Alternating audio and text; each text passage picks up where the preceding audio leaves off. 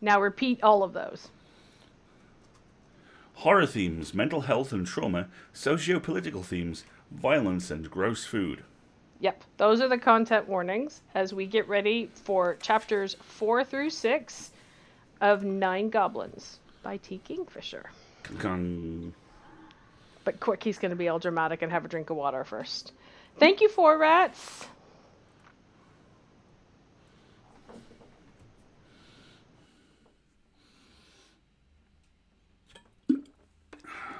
You should have told me you were going to take a very long drink of water. I would I have was vamped accidentally for pressing you. the spacebar a lot as well, and I thought I could say that out loud and panic, or I could just cover it up by taking another drink of water and quietly moving on my iPad. I don't. It's okay. No one noticed. Really? Yeah. Okay, good. Style it out. Chapter 4. Nine Goblins. Chapter 4. The 19th Infantry were marching, if you could call it that. Goblins, well, they march badly. They have enormous thick feet like elephants, so they're pretty good at walking, but they have no rhythm, and very few goblins have ever mastered the ability to tell left from right without stopping to think about it. So when somebody yells, left foot, right foot, there is generally a long silence, while the goblins all try to remember which is which.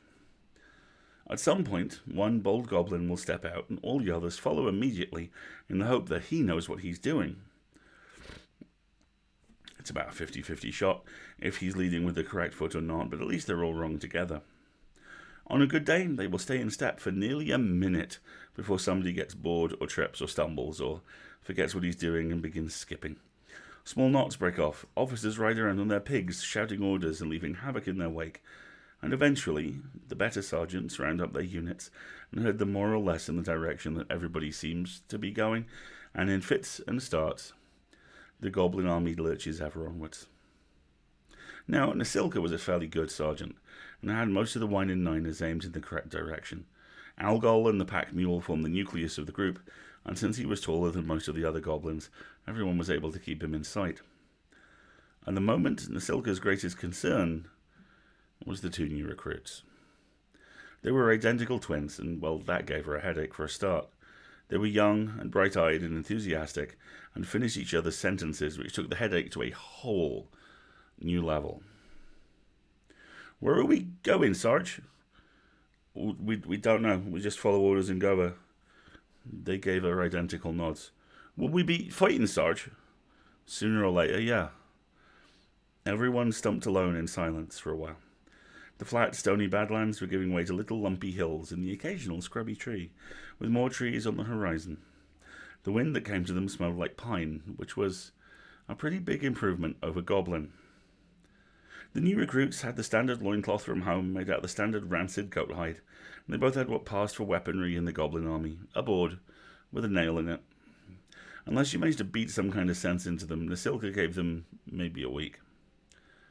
So you're twins, she said, by way of an opening gambit. Yes, Sarge, they said in unison. How should I tell you apart? You don't. Not even our mum can tell us apart. We'll fix that, she said grimly and beckoned to Thumper.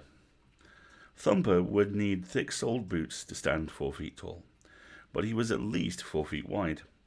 His biceps were the size of badgers, and he had no neck. He did not use a shield, preferring to carry 2 large spiked maces, both taken from the fallen foe. When he was hitting things, there was a joyful gleam in his eye, and when he wasn't, there was a glitter that indicated he was, chances are, thinking about hitting things. Thumper had absolutely no personality that Nasilka had ever been able to uncover. Possibly it had gone off with his neck somewhere. But he was an excellent goblin to have at your side in the fight. Recruits, this is Thumper. Hi, Thumper, chorused the twins. Thumper treated this the way he treated everything that did not involve hitting things. He eyed it warily to see if there was any potential hitting to be had, and then ignored it. Thumper, she said, I can't tell these two apart. Thumper nodded. Fix that, she said. He nodded, again, turned around, and punched the one on the left in the face. The recruit fell over. The other recruit gaped at him. Thumper picked the damaged recruit up, nodded to the sergeant, and wandered off. The unfortunate goblin swayed on his feet. His left eye was already swelling, and would shortly be turning a really striking shade of purple. "That's better," said Nasilka. "Now then, the first thing you should learn is to never, never tell a superior officer what they can't do." They looked at her with identical, miserable expressions. "Well, except for the eye. We're really sorry, Sarge." "Yeah, well," Nasilka squelched a nagging feeling of guilt. It was a hard world, and it was a hard war, and the sooner they learned it, the better. "What are your names?" "Mishkin," said the one on the right. "Mushkin," said the one with the swollen eye.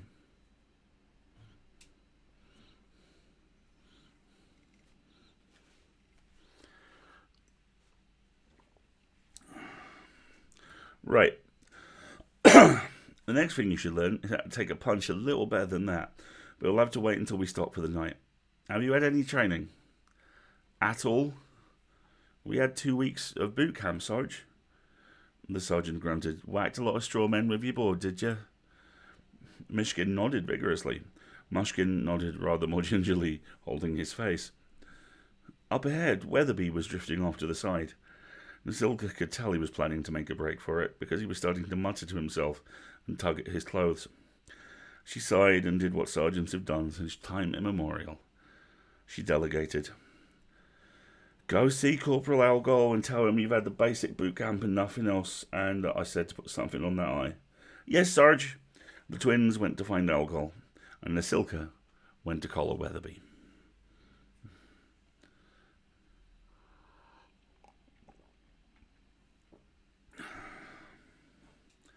Sings to Tree's morning began slightly after dawn when the hen crowed.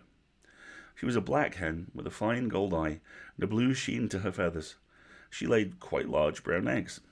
She also mounted the other hens occasionally, an exercise in bafflement for everyone involved. And every morning she crowed.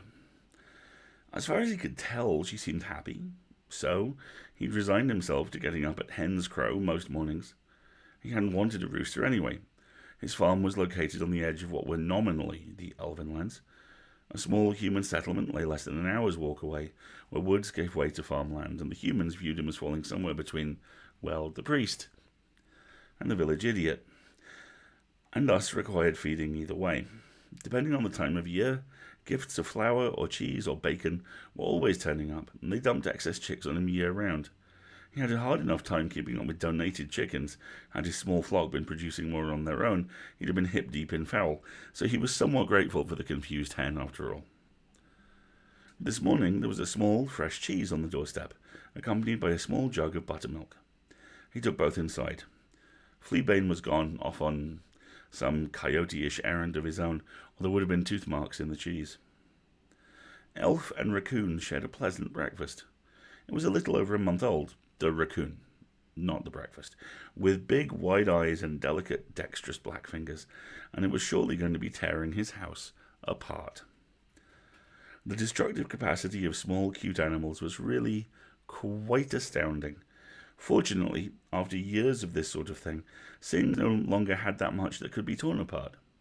His furniture was heavy wood, scarred by claws, chewed by tiny, and often not so tiny teeth. The cushions faded by hundreds of washings, the rugs ragged and warm and mostly colourless. He owned quite a few rugs. He had to wash them so often that it made sense to keep extras. An elven visitor had commented once, with the air of one desperately trying to find something complimentary to say, about the unusual patterns dyed into the rug. Sings to Trees had to explain that it wasn't precisely dyed, but rather marked by numerous mystery stains from patients who had not been entirely in control of their bladders. The silence had been awkward.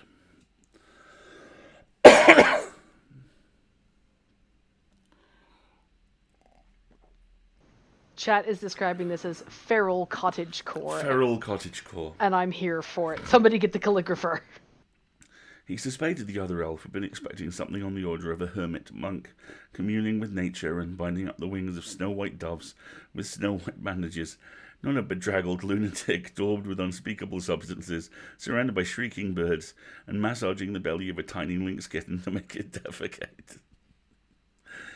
In Sings the Tree's defence, it had been a particularly insane week, with 2 lynx kittens, a nest full of orphan grey jays, an infant false phoenix that kept exploding into flames when startled, and a pine marten with a broken foot who would have happily eaten any of the other patients if he could only bloody catch them. The other elf hadn't come back. The raccoon trundled away from its food, stood up briefly on its hind legs, wobbled, tried to steady itself against his mug.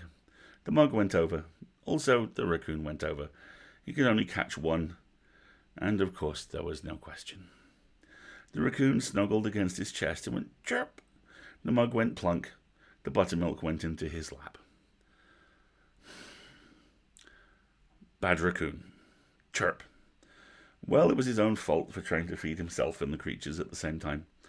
The raccoon cub went back into its hutch by the hearth. He towelled off the worst of the buttermilk, and then the remains of the raccoon's breakfast. The mug had survived intact. Had he been inclined to collect blown glass sculptures, he would have lived a life of great frustration, but his tastes had been limited by necessity to things that could take, well, a pounding. The mug, for example, was attractively glazed earthenware, pretty enough, but durable, and easily replaced if, say, a raccoon got into a cupboard, had the door swing shut behind it, and tried to smash his way out.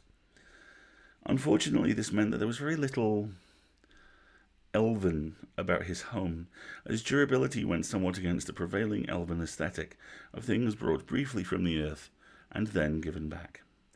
A litter of fox cubs could give things back to the earth at an extraordinary rate, generally before the owner was quite done with them. Sings resigned himself to art made by humans and occasionally dwarfs. As sacrifices went, he'd made worse. Speaking of sacrifices, he dumped the mug in the wash basin, shoved his feet into boots, squared his shoulders, and went to see if the unicorn was still there.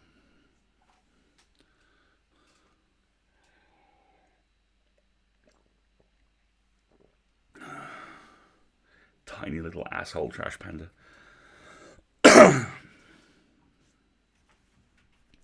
2 weeks of... 5. Chapter 5. 2 weeks of boot camp, eh? Said Algol. He was digging in the pack goat's packs until he came up with a dubious bit of steak left over from the elephant. Or possibly blockhammer. Here, put this on your eye. The steak was cold, thanks to Murray. He'd invented a device that kept meat cold, a small box with a fan and little metal wings. He claimed the wings dispersed heat. Most of the other goblins thought he was loony, but Algol had made an effort to understand. Like birds, he said. Murray had stared at him, wiping sweat from his goggles.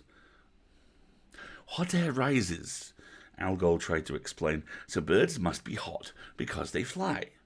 The wings cool them down so they can land without floating away.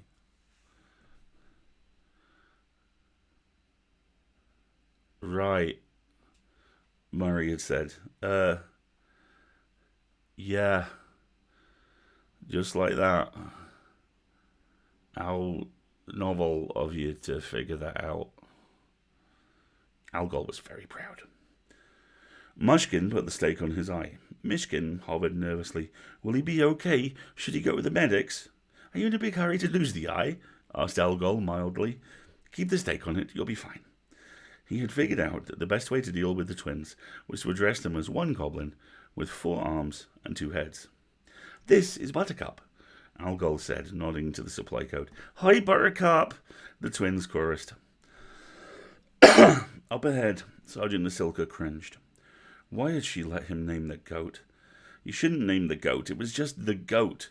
If food got scarce enough, you ate the goat, and that was much harder when it had a bloody name. Algol was a good goblin. He was a fairly reliable corporal, but he had some odd blind spots, often where animals were involved. Now then, boot camp. Kill a lot of straw men. Yes, Algol. It's fine. We're fighting scarecrows, I suppose. Unfortunately, we're fighting elves. Have you ever seen an elf? No. We heard they were 8 feet tall and breathed fire from their nostrils, said Mushkin from under his steak. Generally not. No. The average elf, the corporal explained, was a little under 6 feet tall, with pasty skin like a mushroom and long pointy ears, like a mule. They're fast, you see, not goblin fast, but quick, like weasels. And they have really good weapons. Loot their weapons if you get a chance. He patted the sword at his side. It had runes like wriggling worms all down the length, which Murray said meant blade that dances in the houses of the moon in Elven. Algol called it Bob, after his goldfish back home. If you loot their packs, they've usually got pretty good victuals too. Vegetarian, but it's good in stew. Their armour doesn't fit us for beans, so don't bother. Mishkin and Mushkin listened with round eyes, absorbing it all. Now, if we get in a fight, he looked at the twins. They looked back guilelessly. Algol sighed. If we get in a fight, try to stay close to me. He racked his brain. They're all a lot taller than we are, so go for the legs. Hardly anybody has any armour on the back of their knees. We'll try to find you a shield, hold the shield over your head, and go for the knees. Always go for the knees.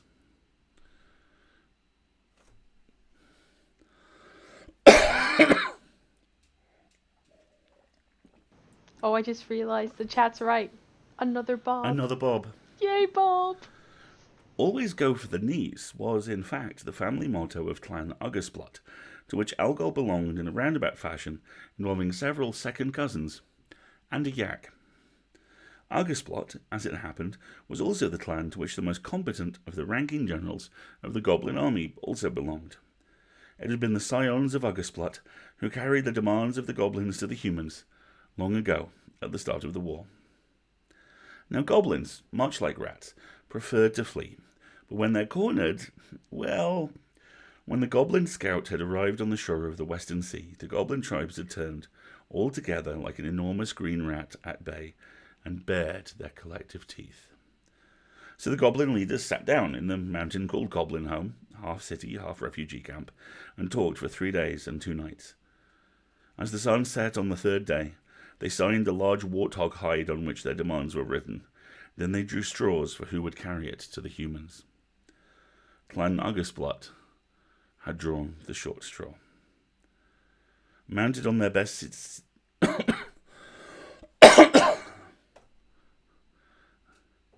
Kate's in the chat. Kate, hey, hello! How you doing, buddy? Folks, Cater Takes... Oh gosh, I'm going to say her name wrong. Cater Takes is one of our good friends from genre fiction, and we are so happy that she's popped along to say hello. And a magnificent streamer as well. Mounted on their best steeds, their faces marked with elaborate tribal patterns in black earth, coup markers braided into their hair, Uggersplot rode down from the mountains to the largest of the nearby human settlements. Single file, heads held high, they rode through the centre of the town and stopped in the central square, and demanded to see the leader of the town. Many of the subtleties were lost on the humans. The lean bodies of war pigs in fighting trim looked feral and half-starved to human eyes. The patterns of black earth, in which a goblin could have read whole volumes about tribal affiliations and clan standing, looked like streaky dirt and caked dust. Coup markers of bone and stone, denoting enemies slain and great deeds done, were seen as garbage trapped in unwashed hair. Where goblins would see high-ranked emissaries in full regalia, the humans saw a raggle-taggle band, ill-kempt and filthy, to be held in pity and contempt. The mayor came out to meet them. To give what little credit he was due, he probably thought he was trying to be kind. "Goblins, huh? You want beer?" he asked, hunkering down in front of Severspine, the heir to Clan Uggersplot. "We, give you beer? You go away?"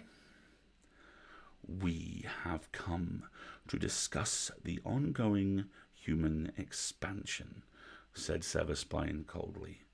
"We want our lands back." "It's good beer," said the mayor, winking at the townspeople over Severspine's head. Negotiations did not proceed well after that. 3 days later, the war had started. Nothing much would ever be the same again. They'd been marching half the night. A halt had been called for 15 minutes, which was time enough for Murray to whip out his small travel stove and make tea. The 19th crowded round, brandishing their tin mugs and watching with owlish intensity. Goblin tea resembles a nice cup of Earl Grey, in much the same way that a catfish resembles the common tabby. They share a name, but one is a nice thing to curl up with on a rainy afternoon, and the other is found in the muck at the bottom of polluted rivers, and often has pieces of debris sticking to it. Murray poured the tea. Hands went into packs, came out with fistfuls of crude rock sugar. The resulting brew resembled a kind of sweet, gritty mud. Sounds of slurping were followed immediately by cheerful complaints. Tastes like rat squeezings! We don't add anything as good as rat squeezings for 6 months. Tastes like a water buffalo got sick. I'd kill for some good rat squeezings. Thus complimented, Murray beamed. A pig rider cantered down the road and pulled up in a squealing cloud of dust in the centre of the Wine-in-Niners. Nasilka saluted in a desultory fashion.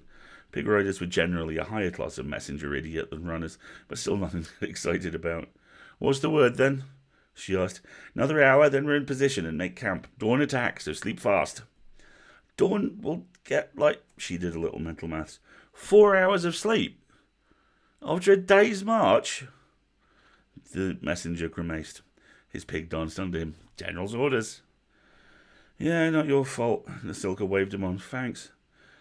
It always takes longer to get somewhere than you think it will, and this is twice as true in the military, so the goblins marched into camp a mere 3 hours before dawn.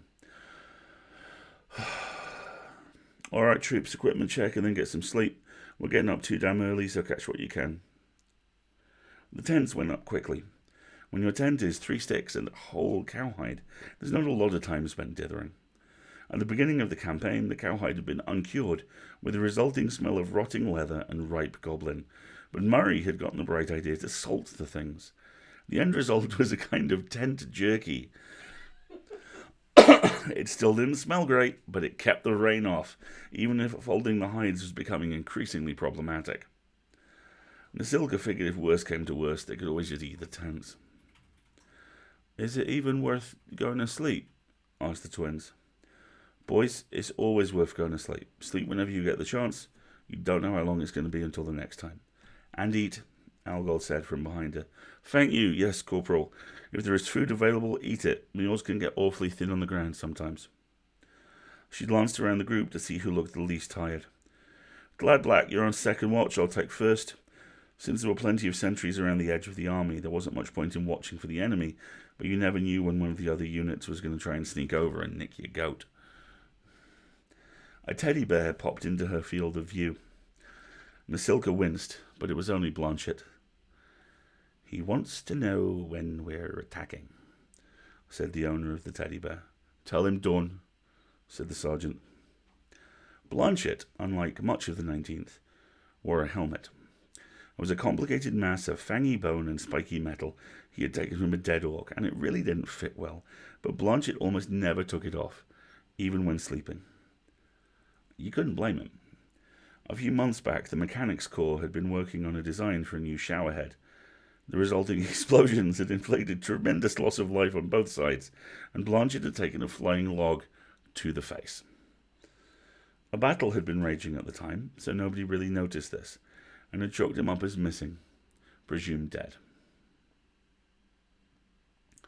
I'm seeing reports of buffering, and we're in the red, so I'm going to pause for a minute. Yeah, let's pause for a moment. I'm seeing that as well. Sorry, everybody. It looks like we're having some buffering issues on Twitch here tonight, so we're going to give it a moment to see if everything gets a little better. Just to respond to a comment I saw in the chat, Eldritch, the book is available for sale, and the link will be in the show notes, and I'll put it in the chat a little bit later on as well. We're still pretty much parked in red, so... I think we should just keep going. Yeah. 2 days later, covered in soot with a knot on his head the size of an eagle's egg, Blanchett had staggered into camp, clutching the teddy bear. It was ragged and moth-eaten, and it was missing an eye, which gave it a permanent squint. As teddy bears go, it would be difficult to find a more disreputable specimen. Nobody knew where he'd gotten it, and honestly, nobody wanted to ask. The teddy bear, as far as Nasilka could tell, was now the brains of the pair. Blanchett refused to answer any query that was not directed to his bear, and only spoke when translating for the bear. In battle, the bear rode on top of the helmet. It had been a long war. By that point, everybody had just figured it was easier to go along, particularly since Blanchett seemed rather more intelligent and helpful these days under the bear's direction. "He says okay," said Blanchett. Nasilka nodded. Blanchett made the teddy bear salute and went off to get some sleep. Weatherby stood up, tugging at his clothes. "Right then, I'm not tonight, Weatherby. There's a battle tomorrow." Weatherby heaved a sigh. "Fine. You can desert next week. That'll be fun, won't it?" "Gods," thought Nasilka, listening to her own wheedling voice. "These troops don't need a sergeant, they need a babysitter." "I won't desert now," Weatherby muttered, slouching off to his tent. He kicked sullenly at a rock. Nasilka stared up at the sky and counted to 10. She finally looked down and then around to the 19th. Algol and Murray, her corporals, Thumper and Weatherby and the twins, Blanchett and his teddy bear, the half-dozen others who didn't make trouble and just kept their heads down and tried to get through. The great grim goblin gods only know who'd be alive after the battle tomorrow. All you could do was pray. And the thing is, she wasn't very good at it. Her prayers tended to sound like, "You, up there, pay attention, and heaven help you if you don't keep an eye on my boys." But as she had every night since becoming sergeant, Nasilka prayed.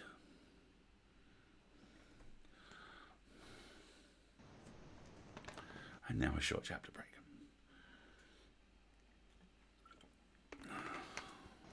It's probably a good point to say we've been streaming almost an hour, folks. So if you have not stretched your legs or had a sip of water or thought about if there's anything else you need to do this evening, like take care of a pet or attend to a medication, this might be a good reminder to do that.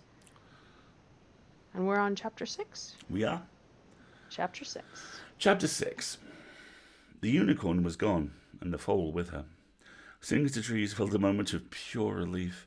The stall needed mucking out, but that was fine. He'd rather have mucked a dozen stalls than deal with a grumpy postpartum unicorn. It was, all things considered, a glorious late spring morning. Birds sang in the trees, and the air was that tantalizing temperature which was just warm enough so that it didn't feel like anything, until a delicious cool breeze would flicker across your skin. The leaves had come in brilliant, blinding green and glittering like hot stained glass when the sun lanced through them. Singster Trees went round the side of the ramshackle barn, found his shovel, and went to work on the stall. It was hot work, lifting each shovelful into the wooden wheelbarrow, and he was sweating by the time he wheeled the first load up the garden. Unicorn dung was pretty safe fertilizer. Sometimes the magical creatures had unusual things in their waste. He'd once nursed an injured peryton, a great grey stag, with the wings of a heron, and the carnivorous diet of a lion for 2 weeks. He'd gone through a lot of chickens. Afterwards, he put his dung on the tomato plants, and they'd grown 6 feet practically overnight.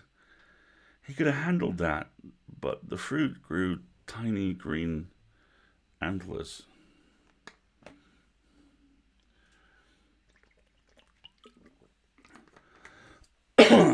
He could have handled that too, even after they shed their velvet and got unsettlingly sharp. But he started finding the tomatoes gored and dripping seeds in the morning. Then the nearby zucchini began showing up with scarred rinds and suspicious gouges. Eventually, he was down to one big 8-point tomato buck, a vicious vegetable he suspected was plotting to kill him. He put on his cockatrice handling gloves and torn the whole batch out before things had got out of hand. Ursula obviously read Bunnicula as a child. He left that corner empty for a year and then put in chard. Chard seemed pretty innocuous. Not a lot of mayhem available to chard. He didn't actually like chard, but there were plenty of animals that came through that would. So far I hadn't done anything suspicious. He shuddered to think what would have happened with the potatoes.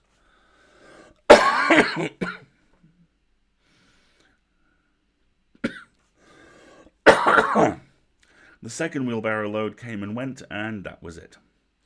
He sluiced the stones down with water and listened to it gurgle away. feeling the satisfaction of a dirty job done well. A hoof stamped on the stones. He turned. There was a dead deer looking at him. He didn't yelp. On the scale of weird things that had come to him for help, this didn't even make the top 10. Still, he did inhale sharply, and he was glad the shovel was within easy reach. It was a complete skeleton, fully articulated, standing framed in the square of light of the open barn door. Its filigreed shadow streamed away into the darkness of the barn and was lost. He knew it was a deer because of the hooves and the skull and the build, but the delicacy of the thin bone legs was belied by the great rack of antlers on its head. Just a massive, labyrinthine rack, more than he'd known a deer could possibly fit onto its skull. For one horrible moment, he wondered if thinking about the Periton had summoned its ghost, but no. There were no wings, and so far as he knew, the beast was still alive. This creature was probably not alive. At least not in the conventional sense. It looked at him. It didn't have eyes, and its empty eye sockets weren't full of eldritch fire or even darkness. They were just eye sockets, full of ivory shadows and little more. And still, it looked at him. "Can I help you?" he said. It kept looking at him. He spread his hands and took a cautious step forwards, then another. It tilted its head very slowly, and one hind hoof lifted a little and scraped at the cobbles, the faintest sound, like a tree branch creaking in a soft breeze. "Do you need help?" He tried again, and took another step. It rattled at him. He froze. The skeleton was articulated, so far as he could tell, by a kind of fine dark webbing at the joints. It looked almost like dried algae, brownish-black and forming organic hoops and swirls over the balls of the joints. The deer had given a kind of rolling full-body shrug down through the length of its spine, and the clatter of vertebrae together had made that rattling noise. Sings lifted his palms, hands out. He didn't know what that was supposed to prove, if anything. No reason to think it would recognize any humanoid body language at all. It might understand him, but it might not. Some of the odder creatures were able to understand human speech, and some were no different from just regular beasts. So they stood there for a few minutes. The man and the dead deer, and then it swung its head away, the long, smooth nasal bones pointing into the trees nearest the barn, and stamped its hoof again. A skeletal doe melted out of the trees. She had an awkward, hopping gait, completely at odds with the ossuary grace of the buck. Sings could see immediately that her right front leg was broken. She held it hitched up in front of her, the naked hoof dangling awkwardly. "Oh, you poor thing," he said, and quite forgetting the enormous buck standing there, started towards her. A warning rattle stopped him dead in his tracks. He turned and saw the buck eyeing him eyelessly, the head lowered just a little. He lifted his hands again. "I'll do what I can," he told the bone stag, and then, hoping he wasn't about to be spread-eagled on that gigantic antlered mass, he bowed deeply to the stag, and waited, and straightened, and waited. They stood there for a long, long moment. The leaves whispered in the trees, in a brief, cool breeze that chilled the sweat on Sings the tree's body. The stag lifted his head. Sings turned away. The skin between his shoulder blades crawled. He bowed to the doe for good measure, and she too gazed at him with empty eye sockets. There was no flesh on her. There was nothing that could pull the face into any shape beyond the mute grin of a skull, but still he was sure he could see pain. He knelt in front of her and, very carefully, took the injured leg in his hands. He was shocked immediately by the warmth. This was no dead thing. This was living bone. The break was reasonably clean. He wondered why, lacking muscle and skin to hold it in place, it hadn't just fallen off. Now he saw that the bones were threaded through and around with the black webbing, and a thin skein of it through the hollow centre was still attached.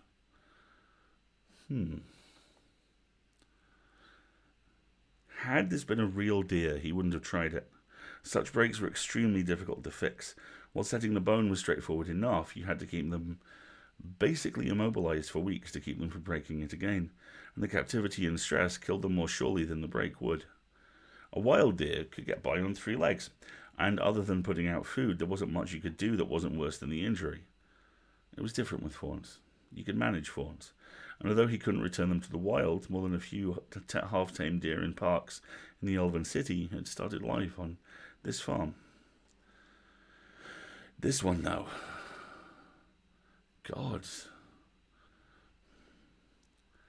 I can splint it, he said, fairly sure she couldn't understand. Splint it and wrap it and put some plaster on it. You'll have to stay off it if you can. You probably can't. He was very aware of the stag's knot eyes boring into the back of his head. Let's start with that, he said, and got up. The stag rattled a little, then stopped as if embarrassed. Walking backwards, making weight gestures with both hands, he got inside the barn and began rummaging around for supplies with which to, once again, do the impossible.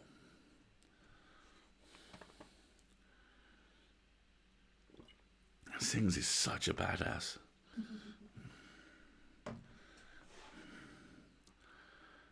War is just not efficient, said Murray.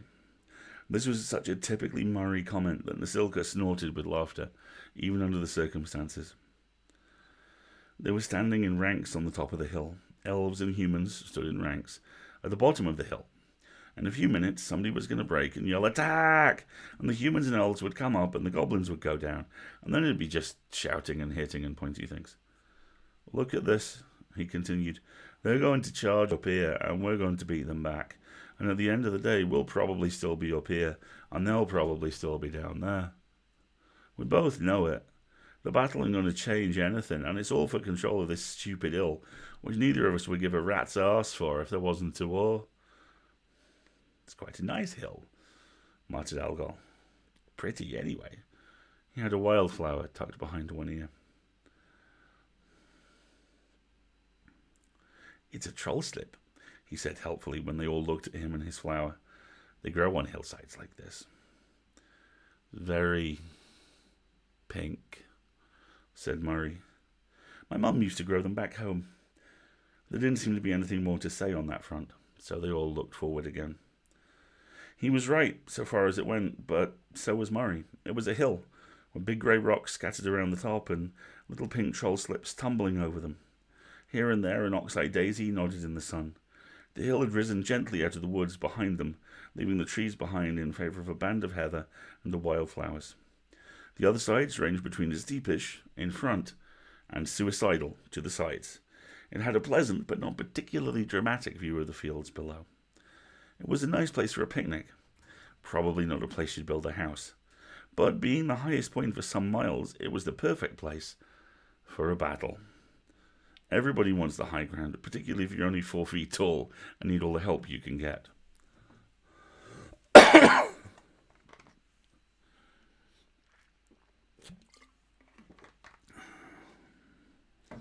The elves down below looked like tall white foxes, all narrow pointy faces and broad pointy ears. Their pale silver hair floated around their head like halos.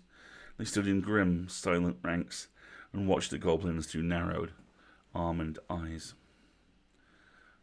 The humans below were a more varied lot, came in almost as many colours as goblins, from dark brown to pasty pink. No green, though. Couldn't trust a species that didn't come in pink. Couldn't trust a species that didn't come in green. At least they fidgeted before the battle. Nasilka appreciated that. The elves, they stood like carved marble. The humans sweated and twitched and snickered and poked each other, very much like goblins. They say the waiting is the worst part. Mishkin and Mushkin had taken Algol's advice literally and were crowded up next to him like two ticks on a tomcat. Algol considered this. Nah, really. Worst part is the part where you hit the other guy and hope he doesn't hit you. Oh. Yeah, and the bit where they hit you, that's the worst as well. Oh. And the bit where they've already hit you and you're not sure if you're alive or not, that's definitely the worst. Corporal! Algol blinked at Sergeant Naselka. Yes, Sarge. It is possible to be too honest, Corporal. Yes, Sarge. They all stood and fidgeted for a while. Do you think we can make tea? Asked Lad Black, who had a purple tint to his skin most of the time, but was now a kind of unhappy grey. No. Weatherby was tugging at his clothes again. Behind the silker, Thumper was singing something tuneless under his breath. She got something about with a whack whack here and a whack whack there, and tuned him out. Do you think, Murray began, and there was no time for questions because somebody suddenly yelled, "Charge!" And that is where we will leave it.